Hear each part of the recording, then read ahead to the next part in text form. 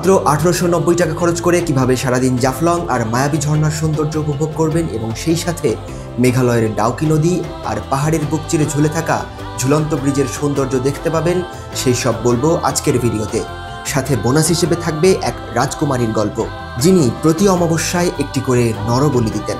সেই সাথে বলবো সীমান্তবর্তী এলাকার কিছু সতর্কতার কথা, আর কিভাবে বিএসএফ এর হাত থেকে বেঁচে ফিরেছি সেইটাও বলবো এই ভিডিওর শেষ দিকে। আজ প্রথমবারের মতো আমাকে দেখে থাকলে রিকোয়েস্ট থাকবে আমার চ্যানেলটি সাবস্ক্রাইব করে বেল আইকন প্রেস করে রাখুন।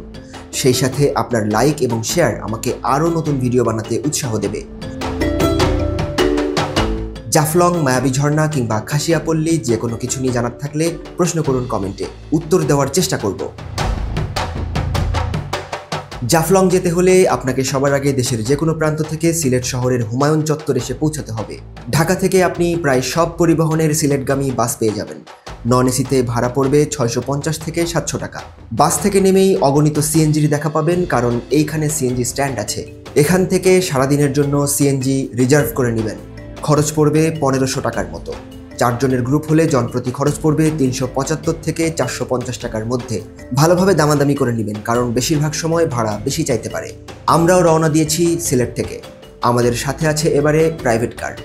জাফলং পৌঁছে নৌকা ভাড়া করতে হবে, তারপর ঘুরে দেখতে হবে প্রকৃতির অপরূপ সৌন্দর্য। সিলেট শহর থেকে জাফলংয়ের উদ্দেশ্যে রওনা হয়েছি অলরেডি। রাস্তার যে সৌন্দর্য দেখতে যাচ্ছি। রাস্তাটা আমার কাছে ঠিক না, আমাদের সবার কাছে অনেকটা যশোরের বেনাপোল রোডের মতো মনে হচ্ছে। দুই সাইডে রাস্তার দুই ধারে গাছ, বেশ সুন্দর।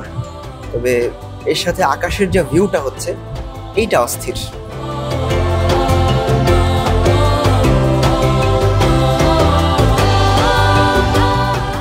রাস্তার সৌন্দর্য দেখতে দেখতে এগিয়ে চলেছি। কিছুক্ষণ পরেই দেখা মিলল মেঘালয়ের পাহাড়ের।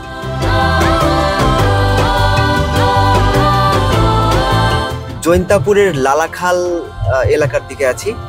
এই রোড দিয়ে যাচ্ছি, সামনে মেঘালয়ের পাহাড়গুলো দেখা যাচ্ছে। অস্থির একটা ভিউ আসছে এখান থেকে। জৈন্তাপুর বাজারের কাছেই দাঁড়িয়ে পড়লাম এক বিশেষ দরকারে। হঠাৎই চোখে পড়ল প্রাচীন এক ভবনের ধ্বংসাবশেষ। উৎসুক মন নিয়েই এগিয়ে গেলাম। জানতে পারলাম এটা নাকি জৈন্তাপুরের রাজবাড়ি। তবে কেউ বললেন এখানে শুধু বিচার কার্য চলত। আরও এক অদ্ভুত ঘটনা জানতে পারলাম এই ভবনকে ঘিরে। এই রাজপরিবারের একজন রাজকুমারী ছিলেন, তার নাম ইরাবতী দেবী। তিনি নাকি প্রতি অমাবস্যায় একটি করে নরবলি দিতেন। পাশেই তার একটি পান্থশালা আজও দাঁড়িয়ে আছে কালের সাক্ষী হয়ে। আমার মতো যদি আপনার এসব প্রাচীন ইতিহাস ঘেঁটে দেখতে ভালো লাগে, তবে জাফলং যাওয়ার পথে এইখানে 10-15 মিনিট ব্যয় করতেই পারেন। জৈন্তাপুর থেকে বেরিয়ে পৌঁছে গেছি জাফলং।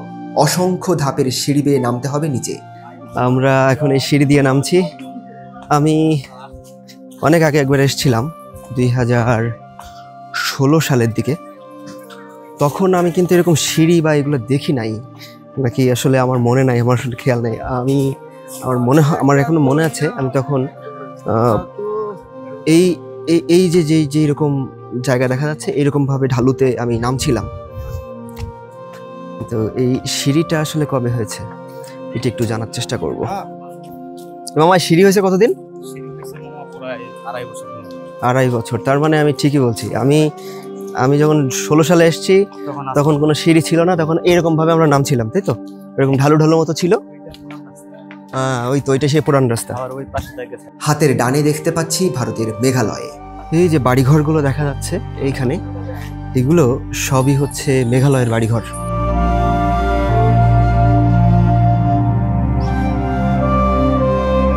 এইখানে শুরু আসল খেলা। চতুর্দিক থেকে আপনার দিকে হামলে পড়বে গাইড আর নৌকার মাঝি। এইখানে অসতর্ক হওয়া মোটেই চলবে না। আমরা সরাসরি একজন মাঝি নিয়ে নিলাম রিজার্ভ করে। আপনারা যদি রিজার্ভ করতে চান তাহলে 700 থেকে 800 টাকা খরচ পড়বে। সেক্ষেত্রে 4 জনের গ্রুপে জনপ্রতি 200 টাকা মতো আসবে। কিংবা আপনারা চাইলে শেয়ার করেও নৌকায় উঠতে পারেন। সেক্ষেত্রে জনপ্রতি মাত্র 100 টাকা খরচ পড়বে। তবে নৌকা ফুল না হওয়া পর্যন্ত বসে থাকতে হবে। লোকাল গেলে 100, রিজার্ভ গেলে 800। তার মানে পুরো রিজার্ভ একটা নৌকা নিয়ে গেলে বোটে কোথায় ঘোরাবেন? নৌকার ভ্রমণে গেলাম আমার আপনার খাসিয়াপল্লী, পানবাগান, মায়াবী ঝর্ণা, মেন স্পট হলো মায়াবী ঝর্ণা। জিরো পয়েন্টে চা বাগান জমিদার বাড়ি যান মামা, গাড়ি ভাড়া 400 টাকা, গাড়ির সহ যদি যান সেক্ষেত্রে 1200 টাকা রাখবে। যে খাসিয়াপল্লির ওদিকে? হ্যাঁ, অটো দিয়ে নিয়ে যাবো। উল্টা পাল্টা মামা দাম বললে লাভ নাই, আইসেন আপনাদের হার জন্য।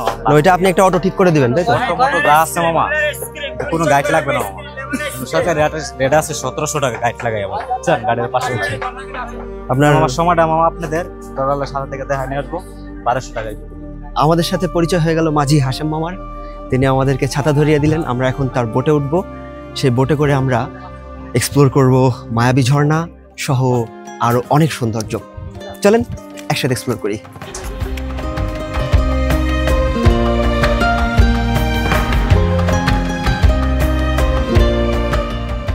এই আমাদের নৌকা ছেড়ে দিয়েছে জাফলং থেকে।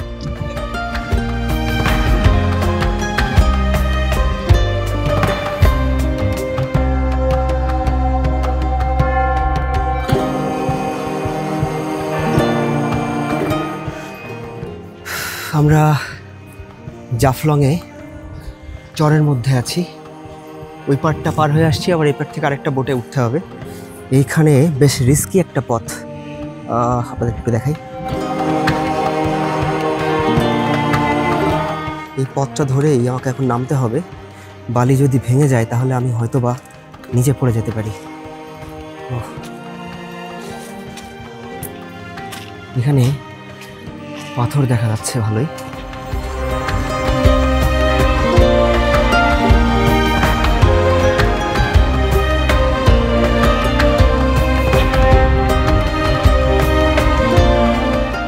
ও কি ঠান্ডা,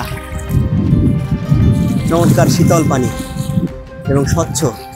নিচে যা কিছু আছে, পাথর বা যা কিছু আছে সব দেখা যাচ্ছে।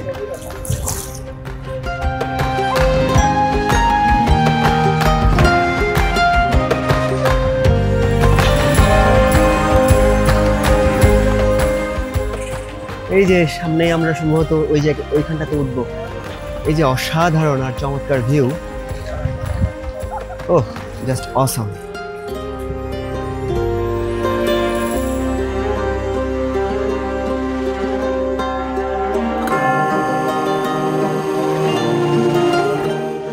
দ্বিতীয় নৌকা থেকে নেমে আমরা হাঁটা শুরু করলাম।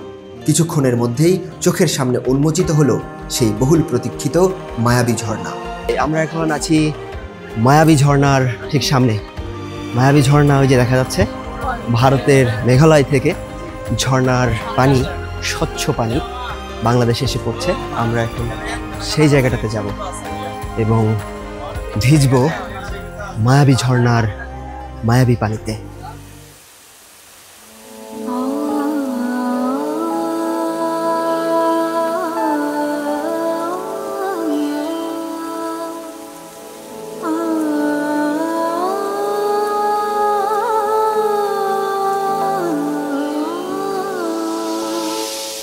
জীবনে এর চেয়ে আর কি প্রশান্তি লাগে? কি প্রশান্তি জীবনে আর দরকার আছে বলেন তো?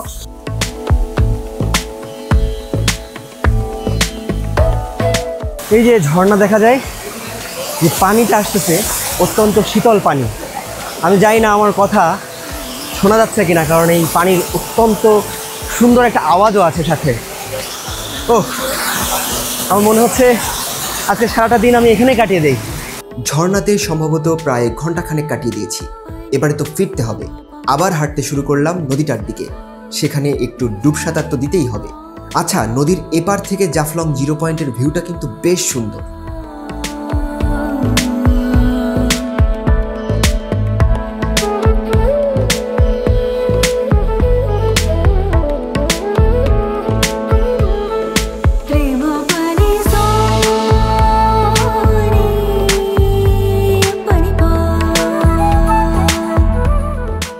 ডোবাডুবি শেষ করে আমরা এখন যাচ্ছি খাসিয়াপল্লী।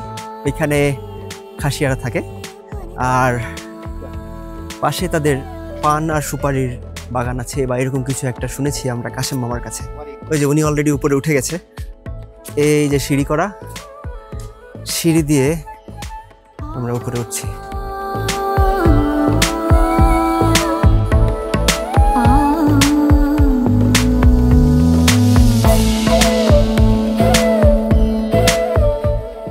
এই যে আমাদের কাশেম মামা দাঁড়ানো আছে এখানে।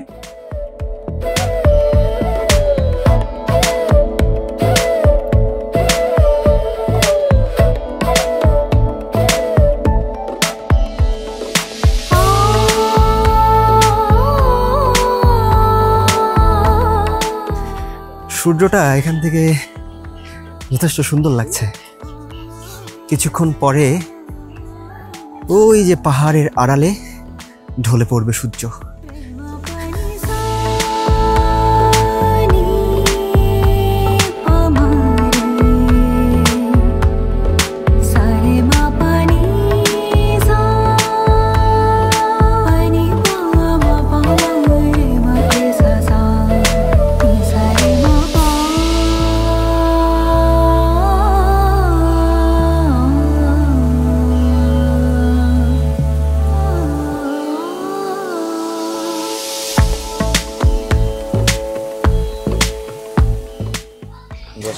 এটা হচ্ছে 10 পয়সা। হঠাৎ করে এই আমাদের কাশেম মামার পায়ে বেঁধে গেছে, উঠায় দেখছি এটা 10 পয়সা। সেই অনেক ছোটবেলায় হয়তো দেখেছি এই জিনিসটা, দেখে ভালো লাগছে।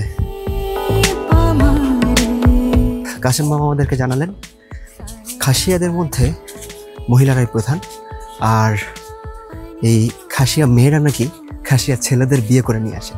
অর্থাৎ আমাদের সমাজে যেরকম ছেলেরা যে মেয়েদের বিয়ে করে নিয়ে আসে, আর এইখানে হচ্ছে উল্টো, খাসিয়া মেয়েরা যে খাসিয়া ছেলেদের বিয়ে করে নিয়ে আসে।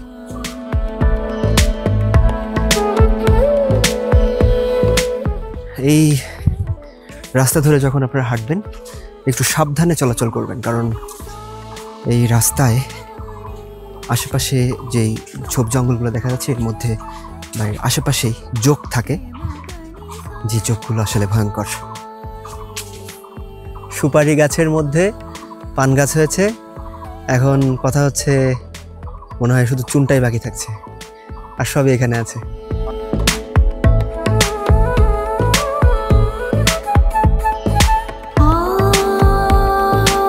খাসিয়াপল্লী ঘুরেই বেরিয়ে পড়লাম।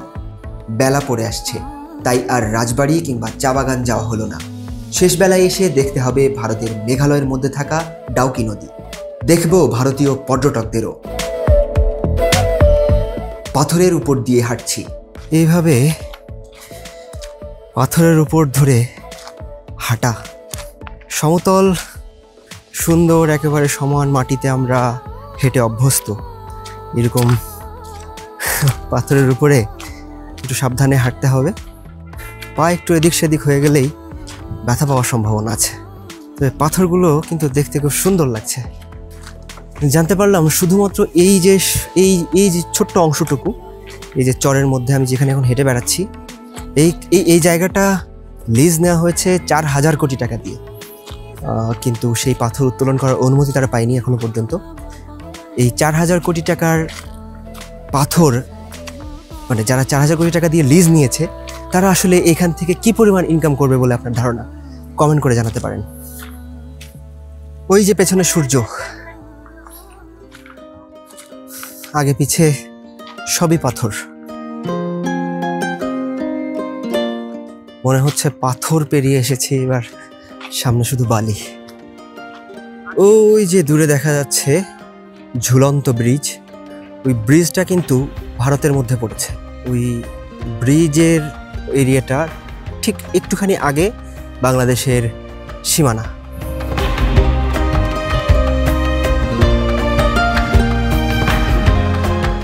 এই যে হচ্ছে ভারতের সীমান্ত। ওই যে ওপাশে দেখা যাচ্ছে নৌকায়, ওনারা হচ্ছে ভারতের পর্যটক।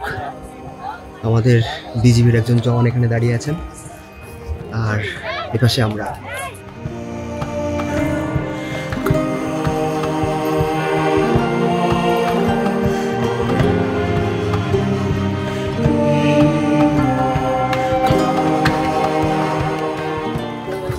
আসসালামু আলাইকুম। সীমানা কি এই পর্যন্ত?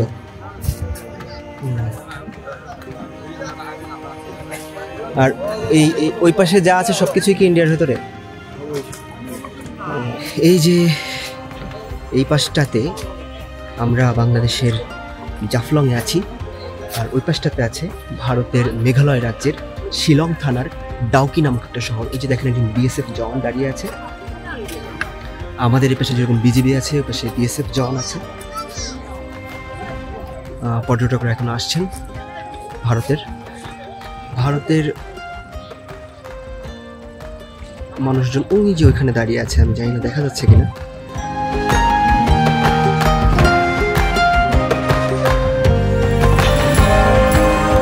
এইখানে ভিডিও করতে গিয়েই পড়লাম বিপদে। আগে কোনো বাধাই ছিল না। রিসেন্টলি ভারতের ওপারে বোর্ডে লিখে দেওয়া হয়েছে ভিডিও রেকর্ডিং প্রহিবিটেড। আমি বিষয়টি লক্ষ্য না করেই ভিডিও করে ফেলেছি। দৌড়ে এসেছে বিএসএফ, সীমান্তের ওপারে দাঁড়িয়েই আমাকে শাসাতে শুরু করেছে। পরে আমাদের বিজিবি সদস্য সাদ্দাম ভাই এগিয়ে আসেন। তার মধ্যস্থতায় কোনো মতে মীমাংসা হয় বিষয়টির। তবে সেই সময়কার ফুটেজটা আমাকে ডিলিট করতে হয়েছে। জাফলং যেহেতু একটা সীমান্তবর্তী অঞ্চল, এখানে এলে কিছু সতর্কতা আপনাকে গ্রহণ করতেই হবে। প্রথমত, ভারতের দিকের ছবি তুলতে পারবেন, কিন্তু ভিডিও করবেন না। যেই রশি এখানে টানানো আছে সেটা অতিক্রম করবেন না। বিজিবি সদস্যরা যেটা নিষেধ করে সেটা করবেন না। আর সূর্য ডোবার সাথে সাথে কিংবা পারলে আগেই ত্যাগ করুন এই 0 পয়েন্ট।